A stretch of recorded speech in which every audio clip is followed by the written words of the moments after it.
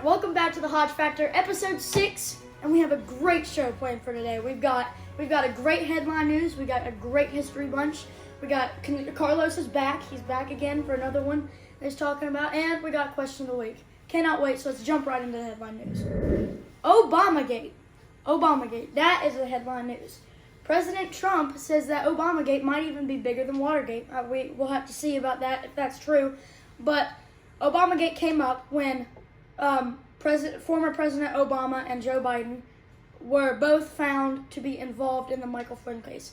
Michael Flynn lied in front of the FBI, and now President Trump and other people have began an investigation saying that former President Obama and Joe Biden, a Democratic nominee for president, are involved in that. And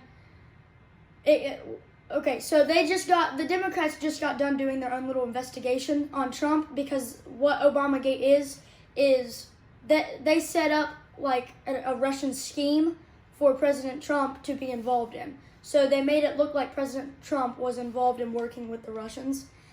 And so they set that up, and when they find out that it's wrong, so President Trump is doing his investigation on that. But the liberals, they tried to plant something in our minds, to plant that Donald Trump did this into our minds, so that we don't like him anymore, or we think, oh, this is trouble. To be honest, I think that liberals even believed their little scheme that they made up. They know they made it up, but they're ridiculous enough to where I think they believed it. It's absolutely crazy. You cannot trust liberals. You just can't trust them, because you never know when they're going to say something fake news. This is real news, but you just never know when the media is going to say something that you don't think. And in particular, media is meaning liberals. So that is headline news. We'll have to figure out more about Obamagate probably on the next show. And any more information that comes in, we'll use that to find out anything else. All right, so next up, we got my little friend. You all know him, my favorite bud, Conservative Carlos. I'm going to send it right over to him. I heard a new Republican is in the House or the Senate, so I'm going to send it over to him, and he's going to talk about that. Go, Carlos. Thanks. Okay, so for this segment, we had two major victories as Republicans in both the state of California and in Wisconsin. In California, Mike Garcia won a Senate seat in California, and it was just great. People are their minds are starting to change. It's amazing. And in Wisconsin, another guy named Tom Tiffany, he won too. Those guys are just great. They switched the Democratic seats, and Democrats, that people are learning that they are completely like absolute nutzos.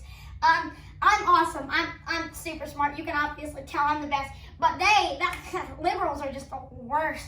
You have to admit they don't know what they're doing. So the Republicans like Mike Garcia and Tom Tiffany, go guys. That's really all I gotta say for this time. I know it's kind of short, but it speaks for itself. You don't need anything else. So I'm just gonna send it back over to him. There's nothing else to say. Oh, I can't stop laughing. Okay, I'm just gonna send it over to him. Thanks, Carlos, man. The world is turning around. They're changing. Republicans are getting in office now. That's very good. All right, next up, we got one of my favorite segments. It's the History Bunch. And for this segment, we're going to be talking about where does the name Obamagate come from. So let's head right into that. Okay, so for the History Bunch, we're going to be talking about where the name Obamagate comes from. And I'm sure you all know where it does, and that's Watergate. And Watergate, I'm not going to go into big details about Watergate, but Watergate Hotel, it's a hotel, and Richard Nixon hired some people to go into the Democratic headquarters at the hotel to see if they can find any information to find a way that he can beat them. And they broke into a famous filing cabinet, which I will mention later, and they found a bunch of special papers and things that explained what they were going to do, basically. And it happened in 1972. I think it was June 17th, 1972. And the reason he got in trouble is because he lied about what he did. He already would have been in trouble in the first place. It's just, you can't do that. But the fact that he lied about it got him in even more trouble. And that caused him to be the first and only president to have ever resigned, ever. And his vice president took over, and then who was Gerald Ford, and then of course his vice president pardoned Richard Nixon. So he was pardoned because of his vice president. Now the Watergate Hotel is still there. It is on the banks of the Potomac in Washington D.C.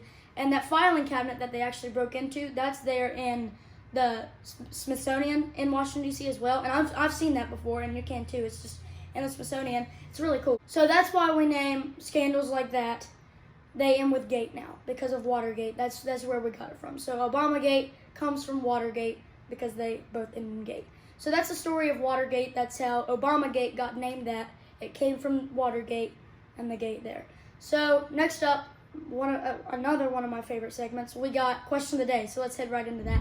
We're going to review last week's question, which was what two women were wives of presidents and mothers of presidents?